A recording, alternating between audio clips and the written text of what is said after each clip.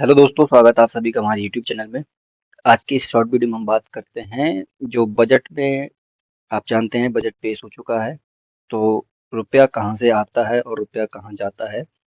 अर्थात कहने का मतलब ये है कि हम मान लेते हैं कि जो सरकार है हमारी, भारत सरकार, ठीक है, इसकी कुल कमाई जो है, कुल कमाई 1 रुपया है। ठीक है, तो 1 रुपया कहाँ कहाँ से हम कमा सकते हैं उसके बारे में है ये अनुमान। ये हम मान लेते हैं 1 रुपया, लेकिन हाँ वास्तव में ऐसा होता नहीं है। 1 रुपया कमाई नहीं होती सरकार की। ठीक है, तो देख लेते हैं किस सेक्टर से कितना आता है 1 रुपए में। देखिए, सबसे ज्यादा आता है आपका उधार एवं अन्य देयताओं से, 28%। देयता मतलब जो देनी होती है, हमको वापस करना होता है। ठीक है, उसके बाद में जो आता है आपका कॉरपोरेशन टैक्स से 17%। फिर ये अब देख लीजिए यहाँ पर इनकम टैक्स, आयकर से 19%।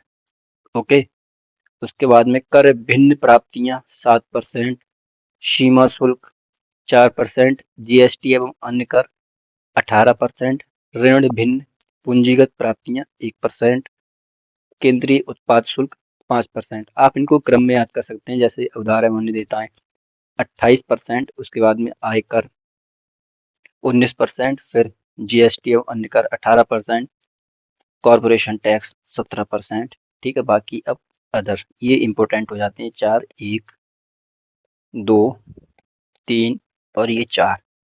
ठीक है, अब हमारे पास 1 रुपया आ गया। इन सेक्टर से हमारे पास में 1 रुपया आ चुका है। अब इसको हम खर्च कहाँ करेंगे, हम मतलब सरकार कहाँ पर खर्च करती है। ओके, तो उसको देख लेते हैं हम। देखिए, करों और शुल्कों में राज्य का भाग 20% चला जाता है। ठीक, ब्याज का भुगतान दे देते हैं 20% से।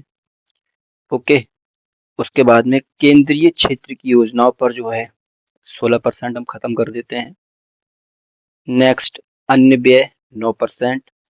उसके बाद में केंद्र द्वारा प्रायोजित योजनाओं पर 8%, रक्षा पर 8%, सब्सिडी 6%, वित्त आयोग एवं अन्य अंतरण पर 8% और पेंशन वगैरह में 4%। ठीक है, तो ये बात हो गई कि रुपया कहाँ से आता है और रुपया कहाँ जाता है। 1 रुपया हमें इतने स्रोतों से प्राप्त हुआ और उस रुपये को हमने इतने सेक्टर्स में खर्च किया। ओके, तो इसी तरह की और इन्फॉर्मेशन वीडियो के लिए आप हमारे चैनल को सब्सक्राइब कर सकते हैं। इस वीडियो को ज़्यादा से ज़्यादा शेयर कीजिए। यहाँ से आपका क्वेश्चंस जो है किसी भी एग्जाम्स में आपको देखने को मिल जाएगा। अभी हाल फिलहाल में जो है आपका 11 फरवरी को आरओ और एआरओ का एग्जाम है। ठीक है, उसके बाद में 17 फेब के आसपास आपका पुलिस का भी एग्जाम है। ठीक है, फिर यूपी पीसीएस का भी एग्जाम है और यूपीएससी का भी एग्जाम्स हैं। ये कुछ बड़े एग्जाम्स हैं, तो क्वेश्चन बन सकता है, याद रखिएगा। चलिए मिलते हैं नेक्स्ट वीडियो में।